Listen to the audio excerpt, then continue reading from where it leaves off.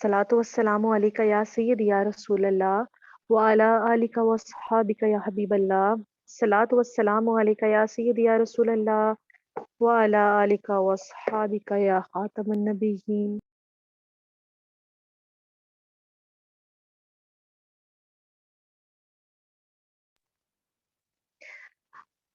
आज हम जिस मौजू का आगाज करने जा रहे हैं वो है नबी करीम सल्लल्लाहु अलैहि वसल्लम का इल्म गैब, इल्म मुस्तफ़ा सल्लल्लाहु अलैहि वसल्लम।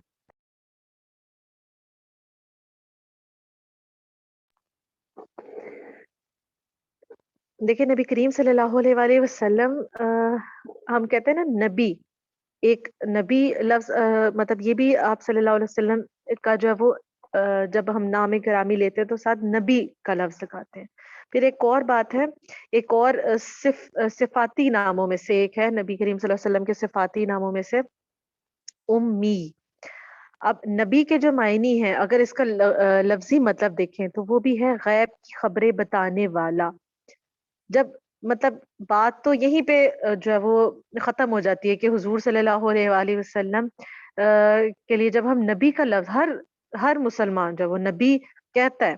तो नबी के मायनी ही जब तर्जुमा देखें, आप कुरान पाक में भी जब हम तर्जुमा देखें, तो जब लफ्जी तर्जुमा किया जाता है तो उसमें लिखा यही जाता है गैब की खबरें बताने वाला। मतलब वो जो गैब की खबरें बताता है। यही चीज नबी को एक आम इंसान से मुमताज कर देती है, अलग कर देती है, कि नबी वो होता है जो गैब की खबरें बताने वाला होता है, क्योंकि उनके उनके पास इल्म गैब होता है, और वो हम आम इंसानों को जो है वो गैब की खबरें बताते हैं। और दूसरा जो सिफाती नामों में से, हुजूर के सिफाती नामों में से एक नाम है उम्मी। तो ये इतना प्यारा नाम है कि जिसका मतलब है कि कुदरती तौर पे पढ़ा लिखा, कि वो जो अल्लाह ताला की ज़ात से सीख कर आया हो, जिसे किसी इंसान की या किसी मखलूक के उस्ताद, मतलब किसी भी से भी हो, चाहे वो उसके वालिदैन हो या कोई रिश्तेदार हो या कोई भी उससे एज में बड़ा हो या किसी भी तरह,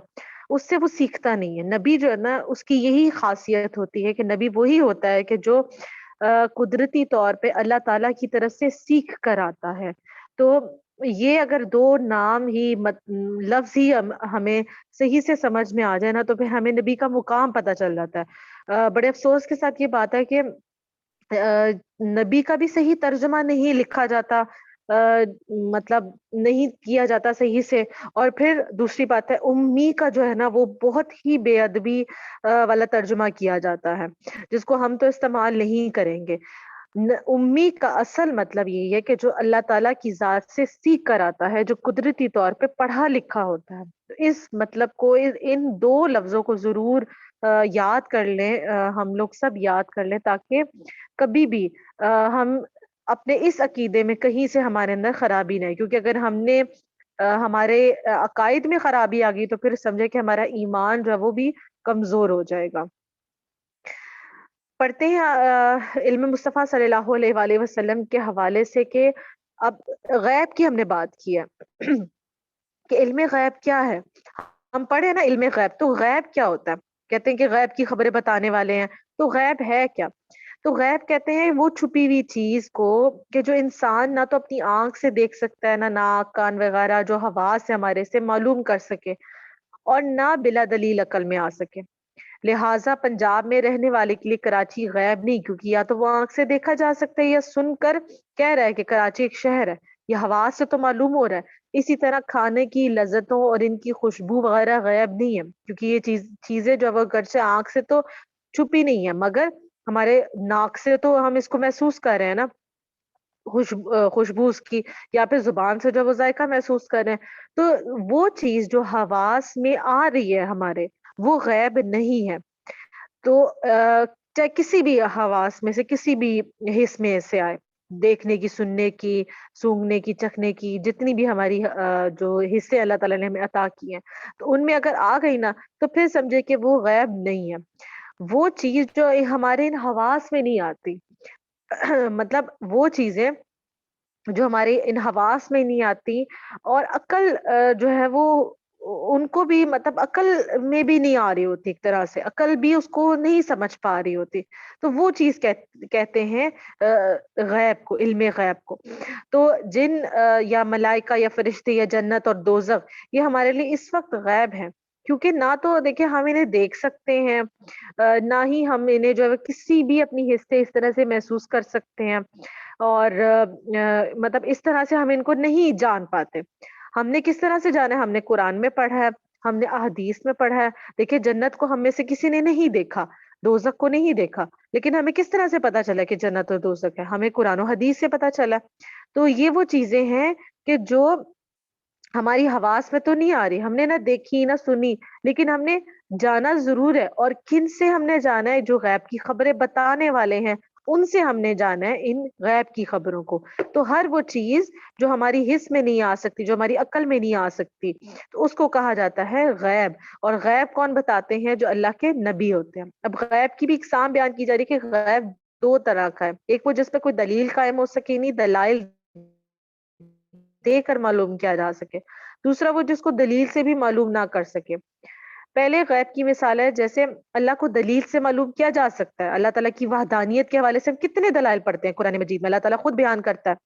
اپنے متعلق، اپنی وحدانیت کے متعلق، اپنے اللہ ہونے کے متعلق، اپنی ربوبیت کے متعلق، کہ اللہ تعالیٰ ہمیں نشانیاں بتاتا ہے، ہمیں مثالیں دیتا ہے، کتنا کچھ بتاتا ہے، تاکہ ہم اللہ تعالیٰ کی وحدانیت پر یقین کامل کر سکیں۔ تو یہ وہ ہے، اللہ تعالیٰ نے دیکھا تو نہیں ہے، تو اللہ پاک بھی اسی مثال میں غیب میں ہی آ رہا ہے نا اللہ پاک، لیکن پھر کیا ہے، کس مثال میں آ رہا ہے کہ جس سے ہم نے مطلب دلیل سے بنا ہے۔ دوسرا ہے کہ غیب کی مثال کہ جو دلیل میں نہیں،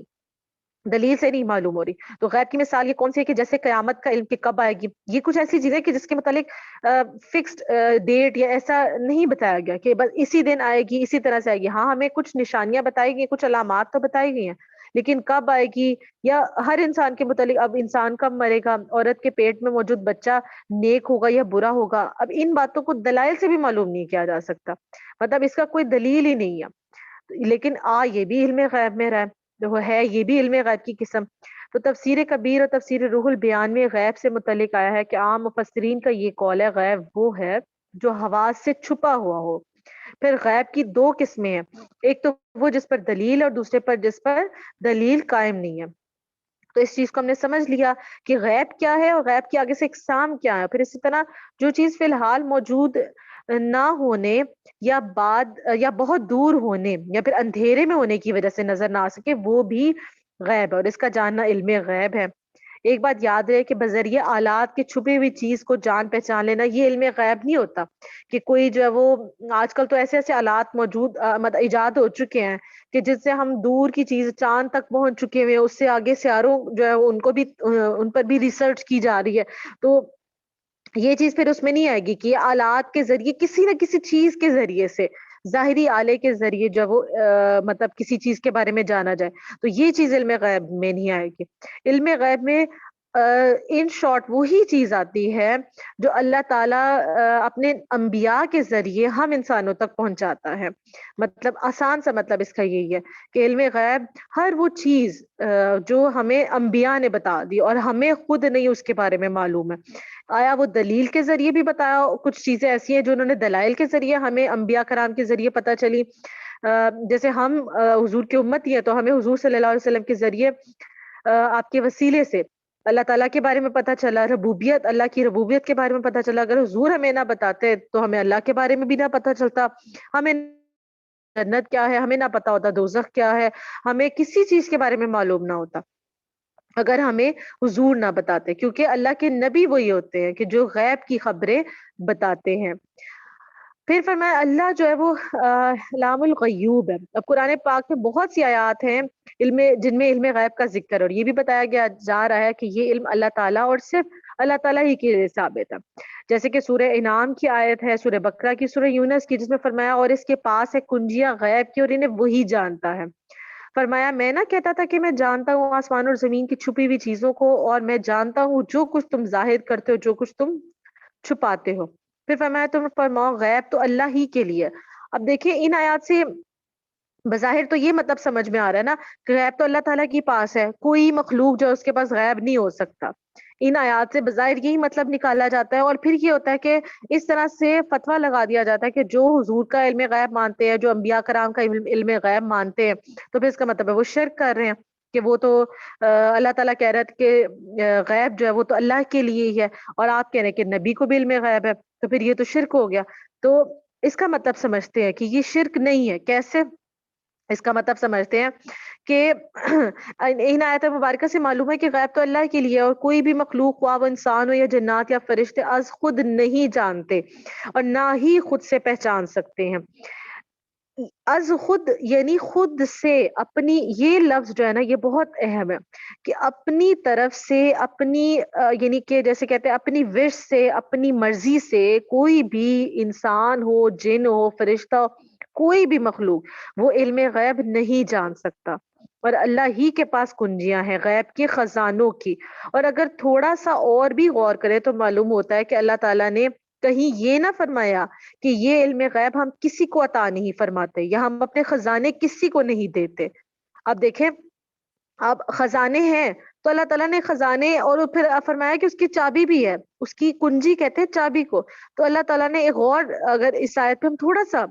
غور بھی کریں تو دیکھیں کیا معلوم ہو رہا ہے کہ غیب ہے، پھر غیب کے خزانے، اور پھر اللہ تعالیٰ نے اس پر فرمایا کہ میں نے اس پر کنجیاں ہیں، اور وہ کنجیاں کس کے پاس ہے؟ اللہ کے پاس ہیں، تو کسی اور کے پاس تو وہ کنجیاں نہیں ہو سکتی نا۔ تو اللہ تعالیٰ پھر اللہ کے خزانے ہیں، تو اللہ تعالیٰ نے جب وہ کنجی لگائی ہے تو اس کا مطلب ہے کہ وہ خاص نعمت ہے نا، کہ وہ ہر کسی کو نہیں ملنی، وہ ایسی نعمت ہے جو اللہ تعالیٰ کی عطا سے خاص لوگوں کو ہی اللہ تعالیٰ نے عطا فرمانی ہے، چاہے وہ اللہ تعالیٰ کے نبی ہیں، انبیاء ہیں، یا پھر اولیاء کرام ہیں یا نیک صالحین ہیں۔ تو اللہ تعالیٰ پھر اپنی عطا سے پھر ان لوگوں کو عطا فرماتا ہے، اور خزانے کو اسی لیے چابیاں ہیں کہ خاص، ہم دیکھیں نا، ہم کسی عام چیز کو جو ہے وہ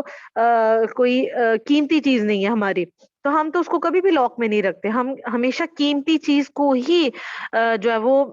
سنبھال کے، اسے لاک کر کے، اس کی چابیوں کو سنبھال کے، ہر چیز کو اس کی سنبھال کے رکھتے ہیں جو ہمارے لیے قیمتی ہوتی ہے۔ تو علم غیب جو ہے وہ بہت قیمتی چیز ہے اللہ تعالیٰ کی۔ تو اللہ تعالیٰ پھر یہ ہر کسی کو عطا نہیں فرماتا، خاص لوگوں کو اللہ تعالیٰ خود چنتا ہے اور پھر ان کو عطا فرماتا ہے، اور اللہ تعالیٰ کی عطا کے بغیر تو کوئی بھی خود سے اپنی مرضی سے علم غیب جان ہی نہیں سکتا۔ یہاں پہ عقیدہ جو وہ درست کرنا ضروری ہے کہ ہمارا عقیدہ تو یہ ہے کہ اللہ تعالیٰ جو ہے وہ جو علم غیب ہے وہ کوئی بھی مخلوق ہو، انسان ہو، کوئی بھی ہو، وہ اللہ تعالیٰ کی مرضی کے بغیر، خود سے، اپنی کوشش سے، اپنی محنت سے، یا کسی بھی چیز سے وہ نہیں جان سکتا جب تک اللہ تعالیٰ نہ عطا فرما دے۔ اور پھر دوسری بات ہے کہ اللہ تعالیٰ نے کہیں یہ نہیں فرمایا، دیکھیں اللہ تعالیٰ نے یہ کہا میرے پاس غیب کی خزانے ہیں، غیب تو اللہ کے لیے ہے، سب جو علم ہے وہ اللہ تعالیٰ کے پاس ہی ہے، لیکن اللہ تعالیٰ نے یہ نہیں کہا کہ میں کسی کو نہیں دیتا۔ اگر یہ کہا ہوتا اللہ تعالیٰ نے کہ میں کسی کو ایسا علم غیب نہیں دیتا، تو پھر یہاں پہ ہمیں ہو جا رہا تھا کہ اچھا یعنی اللہ تعالیٰ نہیں کسی کو علم غیب دیتا، اور علم غیب جو ہے وہ صرف اللہ تعالیٰ کے لیے ہے۔ لیکن اللہ تعالیٰ نے یہاں پہ یہ نہیں فرمایا کہ ہم کسی کو عطا نہیں فرماتے، ہم اپنے خزانے کسی کو نہیں دیتے۔ تو اللہ تعالیٰ کا سارا علم غیب جو ہے وہ ذاتی ہے، اور اللہ کو یہ علم، یہ کنجیاں کسی نے نہیں دی۔ یہ ہمارا عقیدہ ہے کہ اللہ تعالیٰ کسی سے لینے والا نہیں ہے، اللہ تعالیٰ نے آگے دیا ہے، وہ مالک کل ہے، اور کونوں مکان اور لامکان کی ہر شے پر، ہر چیز پر قادر مطلق ہے۔ اللہ تعالیٰ کی ذات پاک کو کوئی بھی عطا نہیں کر سکتا، لہٰذا اللہ تو عطا کر سکتا ہے اپنا فضل، اپنی رحمت، اپنا علم، غرض یہ کہ کائنات کی ہر چیز وہ جس کو چاہے جیسے چاہے عطا فرما دے، اور جتنا چاہے اللہ تعالیٰ عطا فرما دے، کیونکہ وہ رب قادر ہے، وہ رب العالمین ہے۔ اللہ تعالیٰ کی عطا پر ہم انسان کیسے اعتراض کر سکتے ہیں؟ مطلب یہ بات سوچنے والی ہے کہ ہم ایک انسان ہو کے ہم کیسے یہ کہہ سکتے ہیں کہ اللہ تعالیٰ نے فلاں کو یہ نہیں دیا، فلاں کو وہ نہیں دیا، کسی کو مطلب انبیاء کو علم غیب نہیں دیا، یا ان کو جو ہے وہ جیسے حاضر و ناظر، نور و بشر، علم غیب، یہ اور بھی جتنے بھی اعتراض کرنے والے ہیں جو ان چیزوں پر یہ اعتراض کرتے ہیں، تو اللہ تعالیٰ نے جب کہیں پہ یہ نہیں فرمایا کہ میں نہیں دیتا، تو پھر یہ کیسے کہہ دیتے ہیں کہ پھر ہم کہ جو ہے وہ اللہ تعالیٰ نے نہیں دیا انبیاء کرام کو؟ اور یہ کیسے اس چیز پر جو وہ اس عقیدے رکھنے والوں پر جو وہ شرک کا فتویٰ لگا دیتے ہیں؟ تو یہ ان چیزوں سے جو ہے وہ بچنا چاہیے، اپنے عقائد درست کرنے چاہیے۔ علم غیب جو ہے وہ ہمیں قرآن پاک کی مختلف آیات کی روشنی میں معلوم ہوتا ہے کہ علم غیب جو اللہ تعالیٰ دیتا ہے، عطا فرماتا ہے اپنے بندوں کو۔ یہ جو پچھلی آیات پڑھی اس میں ہم نے پڑھا کہ اللہ تعالیٰ کے پاس علم غیب کے خزانے ہیں۔ اب پھر اللہ تعالیٰ اپنے خزانے کیسے بانٹتا ہے، کیسے عطا کرتا ہے اپنے بندوں کو، اس کا ذکر پڑھتے ہیں کہ غیب کا جاننے والا وہی ہے، وہی ہے، سو وہ اپنے غیب پر کسی کو مطلع نہیں فرماتا، ہاں مگر اپنے کسی برگزیدہ رسول کو۔ سورہ جن کی آیت ہے، آیت نمبر 27 اور 26 اور 27، جس میں فرمایا گیا کہ اللہ تعالیٰ کے پاس غیب ہے، غیب کا جاننے والا وہی ہے، اور وہ کسی کو مطلع نہیں کرتا، مطلب کسی عام انسان کو، کسی اور کو نہیں اطلاع دیتا اپنے غیب کی، لیکن وہ کس کو اطلاع دیتا ہے؟ جو اس کے برگزیدہ رسول ہوتے ہیں۔ تو اس میں تو صاف ظاہر ہو گیا کہ اللہ تعالیٰ فرما رہا ہے کہ اللہ تعالیٰ عطا فرماتا ہے نا اپنے غیب، اپنا علم غیب جو ہے وہ اپنے برگزیدہ رسولوں کو۔ پھر سورہ آل عمران کی آیت نمبر 179 میں فرمایا، اور اللہ کی شان یہ نہیں کہ اے عام لوگوں تمہیں غیب کا علم دے، ہاں اللہ چن لیتا ہے جسے چاہے اپنے رسولوں میں سے۔ اب دیکھیں کہ ان آیت مبارکہ میں واضح کر دیا اللہ تعالیٰ نے کہ اپنا علم اپنے محبوب بندوں کو اللہ تعالیٰ عطا بھی فرماتا ہے، اور یہ صرف کہنے کی حد تک نہیں ہے، بلکہ اللہ رب العزت نے یہ علم غیب اپنے محبوب بندوں کو عطا بھی کیا ہے، قرآن پاک میں ہی اس کا ذکر ہے۔ جیسے سورہ بقرہ کی آیت نمبر 31، جس میں ہم نے پڑھا تھا کہ اللہ تعالیٰ نے حضرت آدم علیہ السلام کو تمام اشیاء کے نام سکھائے، یہ وہ علم غیب تھا جو اللہ تعالیٰ نے حضرت آدم علیہ السلام کو عطا فرمایا تھا۔ تو اگر اس چیز پر اعتراض کریں گے کہ اللہ نہیں دیتا کسی کو، تو پھر یہ تو قرآن پر اعتراض ہو گیا، اللہ تعالیٰ کی بات پر اعتراض ہو گیا، اور پھر یہاں پہ جو وہ بات غلط ہو جائے گی۔ تو اللہ تعالیٰ عطا فرماتا ہے جس کو چاہے چن لے، اللہ تعالیٰ خود کہتا ہے یہ اللہ تعالیٰ کی مرضی پہ کہ وہ جس کو چاہے چن لے۔ تو اس واقعے کا جو ذکر حضرت آدم علیہ السلام کے حوالے سے یہ تفصیل کے ساتھ سورہ آل عمران میں موجود ہے کہ حضرت آدم علیہ السلام کو پچھلی اور آگے آنے والی ہر چیز اور مخلوق کے نام بتا دیے گئے تھے، اور پھر ان مخلوقات اور ان اشیاء کی خصوصیات بھی بتا دی گئی، جیسے فلاں جانور کا نام گھوڑا ہے، فلاں کا نام اونٹ ہے، فلاں چیز کا کیا نام ہے۔ حضرت ابن عباس سے روایت کرتے ہیں کہ ان کو ہر چیز کے نام سکھا دیے گئے تھے، یہاں تک کہ جو مطلب برتن بھی ہوتے ہیں نا ان کے بھی نام بتا دی گئی کہ اس کو پیالی کہا جائے گا، اس کو اگر چمچ ہے، یہ کانٹا، یہ کیا، یہ ہر چیز اس کو یہ کہا جائے گا، پھر ان کو مختلف زبانیں سکھا دے گی۔ اب دیکھیں حضرت آدم علیہ السلام کی اولاد سے آگے ساری مطلب ساری آگے نسلیں چلنی تھی، تو ہمیں جو آج علم ہے نا تو اسی وجہ سے کہ ہمیں چیزوں کے جیسے نام آتے ہیں، یہ فلاں چیز، یہ فلاں یہ ہے، تو وہ کس وجہ سے کہ حضرت آدم علیہ السلام کو اللہ تعالیٰ نے وہ علم ہر چیز کا، قیامت تک آنے والی، پیدا ہونے والی جتنی بھی چیزیں ہیں نا، بننے والی ہر چیز کا علم حضرت آدم علیہ السلام کو اللہ تعالیٰ نے عطا فرما دیا، تو وہ علم غیب ہی تھا۔ تو اگر اعتراض کرنا ہے تو پھر وہاں پہ بھی اعتراض بنتا ہے۔ تو پھر آدم علیہ السلام کو جب وہ 7 لاکھ زبانیں سکھا دی گئی تھی، آپ کو تمام اوزاروں کے نام جو کہ ابھی بنے بھی نہیں ہیں ان کے بھی نام جو ہے وہ سکھا دیے گئے تھے۔ تو ان باتوں سے یہ جو ساری روایات ہم نے پڑھی اس سے معلوم ہوتا ہے کہ جیسے حضرت آدم علیہ السلام کو سارے علوم دیے گئے، حضرت آدم علیہ السلام کے علوم کا کمال درجہ تھا، لیکن اب جو اگر پڑھے کہ پیارے آقا حضرت محمد مصطفیٰ صلی اللہ علیہ وسلم کی علم غیب کی شان، تو دیکھیں کہ حضرت آدم علیہ السلام کا علم ہمارے آقا و مولا کے علم کے سامنے ایسا ہے جیسے 7 سمندروں اور ان کے سامنے ایک قطرہ۔ شیخ محی الدین ابن عربی فتوحات مکیہ میں فرماتے ہیں کہ حضور کے پہلے خلیفہ اور نائب حضرت آدم علیہ السلام ہے۔ جیسے ہم نے پڑھا ابھی جب ہم نورانیت کا ٹاپک پڑھ رہے تھے تو اس میں ہم نے جانا کہ حضور صلی اللہ علیہ وسلم کا علم کا جو نور ہے وہ سب سے پہلے موجود تھا، تو حضور کے نور سے پھر آگے تمام جو ہے وہ لوح کو، قلم کو اور مختلف ہر چیز کو جو اللہ تعالیٰ نے پیدا فرمایا۔ تو معلوم ہوا ہے کہ حضرت آدم علیہ السلام حضور کے خلیفہ ہیں، اور خلیفہ اسی کو کہتے ہیں جو اصل کی غیر موجودگی میں اس کی جگہ کام کرے۔ حضور صلی اللہ علیہ وسلم کی پیدائش پاک سے پہلے سارے انبیاء حضور کے نائب تھے، کیونکہ حضور صلی اللہ علیہ وسلم امام الانبیاء ہے، آپ کسی کے نائب نہیں ہوئے، بلکہ آپ کے آگے سے نائب تھے، آپ کے آگے خلیفہ جو آپ کی مطلب آنے سے پہلے، تشریف آوری سے پہلے، پیدائش سے پہلے وہ جو تبلیغ کا سلسلہ تھا، جو ہدایت دینے کا سلسلہ تھا اس کو جاری رکھا، تو یہ حضور صلی اللہ علیہ وسلم کی ذات نے جاری رکھا تھا۔ پھر شفا شریف جو سیرت پاک کی کتاب ہے، اس میں قاضی ایاز کہتے ہیں، فرماتے ہیں کہ حضور صلی علیہ وسلم پر ساری مخلوقات حضرت آدم علیہ السلام کا روز قیامت پیش کی گئی. بس ان سب کو پہچان لیا جیسے کہ حضرت آدم علیہ السلام کو سب نام سکھائے. اس عبارت سے معلوم ہے کہ حضور سب کو جانتے ہیں اور پہچانتے ہیں. تو یعنی کہ آیات، قرآن پاک کی آیات سے اور یہ چند ایک احادیث سے ہم نے یہ اس چیز کو جان لیا کہ علم غیب جو ہے وہ اللہ تعالیٰ اپنی عطا سے انبیاء کرام کو عطا فرماتا ہے، اس میں شک نہیں کرنا چاہیے. پھر نبی کریم صلی اللہ علیہ وسلم کا ہم صفاتی ناموں میں سے ایک نام پڑھتے ہیں شاہد اور مبشر. تو حضور شاہد ہے اور مبشر ہے. یہ ہمارا عقیدہ ہے کہ حضور صلی اللہ علیہ وسلم کے متعلق جیسے فرمایا کہ یہ رسول تمہارے نگہبان اور گواہ ہے. سورہ بقرہ کی آیت نمبر 143 ہے. تفسیر روح البیان میں اس آیت سے متعلق بیان کیا جا رہا ہے کہ جیسے لفظ شہید ہے تو اس میں محافظ اور خبردار کرنے والے کے معنی بھی شامل ہیں، اور اس معنی کو شامل کر کے اس طرف توجہ دلائی جا رہی ہے کہ جس کی گواہی دی جا رہی ہو، اور اس سے متعلق گواہ کو سب کچھ معلوم ہے. دیکھیں گواہ وہی ہوتا ہے نا کہ جس کو جب وہ گواہی دیتا ہے نا تو اس کو سب کچھ معلوم بھی ہوتا ہے اس کے متعلق. یہ نہیں کہ گواہ وہی گواہی دینے والا ہوتا ہے، وہ جانتا ہے ہر چیز کے بارے میں. لہٰذا حضور صلی اللہ علیہ وسلم کی مسلمانوں پر گواہی دینے کے معنی یہ ہے کہ حضور ہر دیندار کے دینی مرتبے کو پہچانتے ہیں. یہ اس گواہی کا ذکر ہے جو قیامت میں دی جائے گی، مطلب جو قیامت میں حضور صلی اللہ علیہ وسلم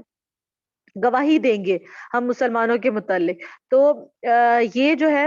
اب گواہی دیں گے تو گواہی تبھی دی جاتی ہے کہ جب جانا جاتا ہے ہر چیز کے متعلق، اور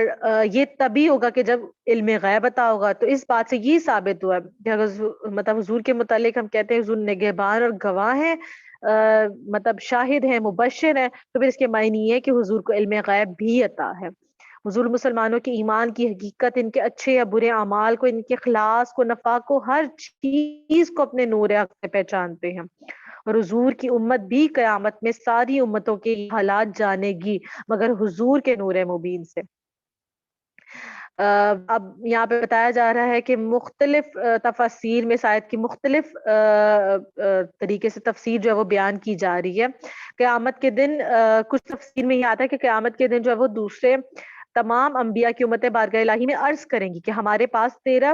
پیغمبر نہ پہنچا. تب ان امتوں کے انبیاء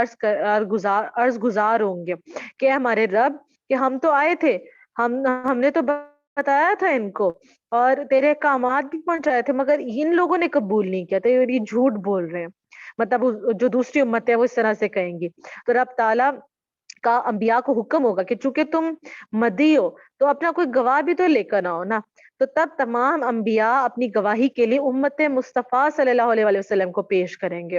اور امت مسلمہ گواہی دے گی کہ اے خدایا یہ تیرے پیغمبر سچے ہیں، انہوں نے تیرے احکامات پہچانے ہیں. کتنی بڑی بات ہے کہ حضور کی امت کو اتنا بڑا مرتبہ عطا ہوا کہ وہ انبیاء کی گواہی دیں گے. یہاں پہ قابل تحقیق ہے پہلی یہ کہ مسلمان گواہی کے قابل ہے یا نہیں، یعنی کہ فاسق و فاجر اور کافر کی گواہی تو قبول نہیں ہوتی، مسلمان پرہیزگار کی ہی گواہی قبول ہوتی. یہ نہیں ہوگا کہ کسی بھی مسلمان کو جو فاسق ہے، شرابی یا جواری یا گناہ کرنے والا، جس نے کبھی کوئی اچھا کام نہ کیا، عمل نہ کیا، وہ نہیں پیش ہو سکے گا گواہی کے لیے. یہاں پہ وہی پیش ہو سکے گا جو پرہیزگار مسلمان ہوگا. دوسری اہم بات یہ ہے کہ ان لوگوں نے اپنے سے پہلے انبیاء کرام کے زمانے کو دیکھا نہ تھا مگر پھر بھی گواہی دے رہے ہیں. ہم نے دیکھیں وہ والا زمانہ تو نہیں دیکھا نا کہ جس میں انبیاء کرام موجود تھے، لیکن کس طرح سے ہم نے پہچانا ہے ان انبیاء کرام کو؟ ہم نے پہچانا ہے قرآن مجید سے پڑھ کے، ہم نے حضور سے سن کے پہچانا ہے. مسلمان عرض کریں گے کہ خدایا ہم سے تیرے محبوب صلی اللہ علیہ وسلم نے فرمایا تھا کہ پہلے پیغمبروں نے تبلیغ کی تھی، ان کو سن کر ہم گواہی دے رہے ہیں. تب حضور صلی اللہ علیہ وسلم تشریف لائیں گے اور حضور دو باتوں کی گواہی دیں گے جو فرمایا حضور کے متعلق، گواہی کے متعلق. تو پہلی گواہی کیا دیں گے کہ یہ لوگ فاسق و فاجر نہیں ہیں بلکہ نیک مسلمان لوگ ہیں تاکہ ان کی گواہی قبول ہو. اور دوسری یہ کہ ہاں میں نے ان سے کہا تھا کہ پہلے نبیوں نے اپنی قوموں تک احکامات پہنچا دیے تھے، تب ان پیغمبروں کے حق میں فیصلہ دیا جائے گا. اس واقعے سے معلوم ہے کہ حضور قیامت تک کے لیے تمام مسلمانوں کے ایمان، اعمال، روزہ، نماز، نیت سے بالکل باخبر ہے اور واقف ہے. حضور صلی اللہ علیہ وسلم کو ہر چیز کے بارے میں موجود ہے، پتہ ہے، اور سب کے محرم راز ہے. یعنی کہ حضور جو ہے وہ ہر مسلمان کے،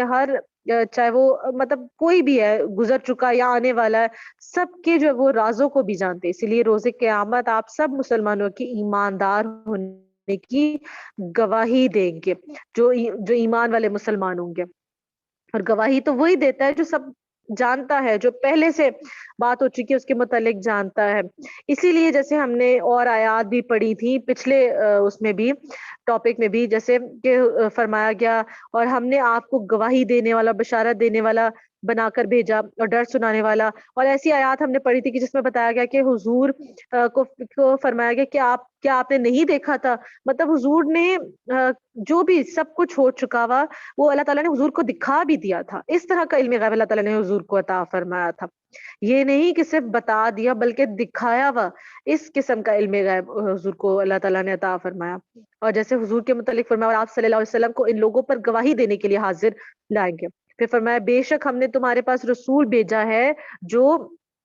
تم پر گواہی دے گا. پھر فرمایا اور جس دن ہم ہر امت سے ایک ایک گواہ جو انہی میں سے ہوں گے ان کے مقابلے میں قائم کریں گے، اور ان لوگوں کے مقابلے میں آپ کو گواہ بنا کر لائیں گے. اس طرح مختلف آیات ہیں کہ جس میں قرآن پاک کی بہت سی آیات ہیں کہ جس میں انبیاء کے علم غیب کا اور خصوصاً حضور صلی اللہ علیہ وسلم کے علم غیب کا ثبوت ہمیں ملتا ہے. تو اس پر اعتراض نہیں بنتا. اعتراض کریں گے تو پھر قرآن کی آیات پر جو ہے وہ اعتراض ہوگا. تو اللہ تعالیٰ سے دعا کرتے ہیں کہ ہمیں اپنے عقائد درست کرنے کی توفیق عطا فرمائے اللہ پاک، اور حضور صلی اللہ علیہ وآلہ وسلم کے علم غیب کے موضوع کے حوالے سے آج جو پڑھا اللہ تعالیٰ سے قبول و منظور فرمائے، اور ہم سب کو دین اسلام پر عمل پیرا ہونے کی توفیق عطا فرمائے. آمین.